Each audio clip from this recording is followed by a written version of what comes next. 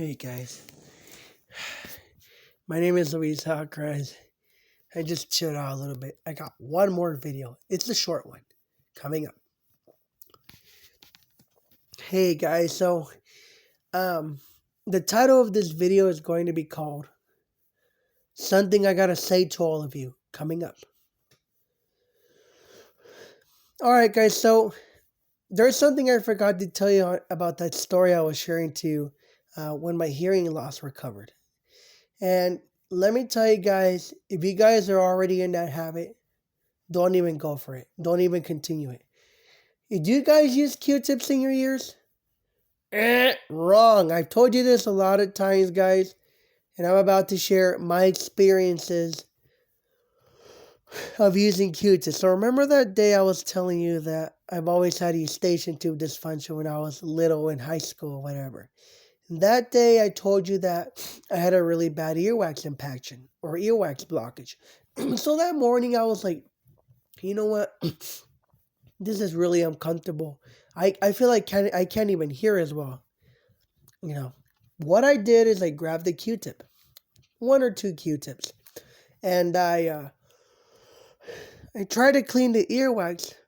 But the second I did that, I felt like I was literally death all day. So I already told you the story where I was like, I told people all day to just crank up, right? Because I was like, well, I think what happened is that when I grabbed the Q-tip, I pushed the earwax all the way in, and that created even more muffling, along with my eustachian tube dysfunction. So now we're talking two culprits.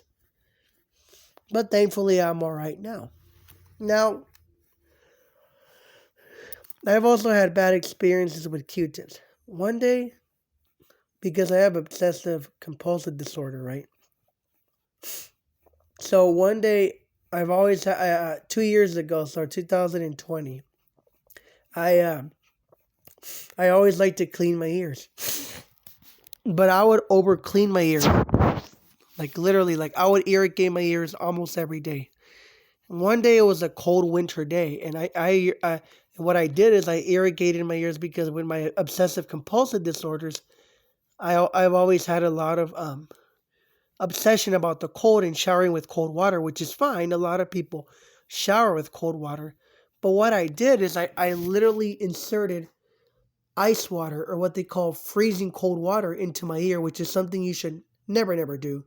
Obviously, you get dizzy, you get vertigo, you get motion sickness, and it's not good for you, right?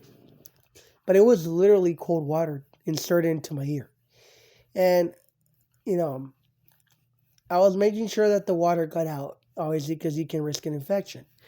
But because I had over cleaned my ears, like to the point where like I would irrigate it every day, and then putting the cold water in my ear, I developed something what is called surfer's ear, or swimmer's ear, or otitis externa. And it's quite painful, I gotta tell you guys. When you get an ear infection that type, I think swimmer's ear is more painful than middle ear infections, believe it or not. It was to the point where it was like really hard to chew. So a couple of days later, what I did is like that morning I had a little bit of fluid or pus draining from my ear. And I was like, I'm gonna try to clean it with the Q-tip just to kind of open it up a little bit, because like my ear, I think it was my right ear. I grabbed the Q-tip, and you want to know what I actually ended up doing? I got a cotton ball stuck in my ear. Literally. So now we got an ear infection. Now I got a cotton ball stuck in my ear. So I actually had to go to the doctor. Thankfully that day I didn't really have pain, so they could irrigate it. Because if they didn't take the cotton ball out, now there could be a risk of a worse ear infection or something worse. So I went to a doctor a week later, and they had to actually prescribe eardrops, because the infection was actually not getting better, it was actually getting worse.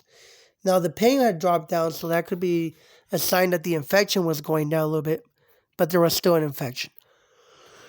So it was a pretty moderate to bad case of swimmer's ear. I learned that irrigating your ears is okay, but don't over clean them, and never use cold water, especially the type of temperature of water. It was literally cold, so. Never use cold water against your eardrum, especially type of water I use. And I've actually gone back to the doctor two other times where Same thing has happened, right? Cotton ball stuck in my ear. So please don't do that. Don't do it, guys. It's really, really bad for you. Please don't do it. And thank you for watching, guys. And I'm glad that my hearing could now be normal. I like the fact that I've learned that obsessing sometimes about stuff is not very good. Thank you, guys.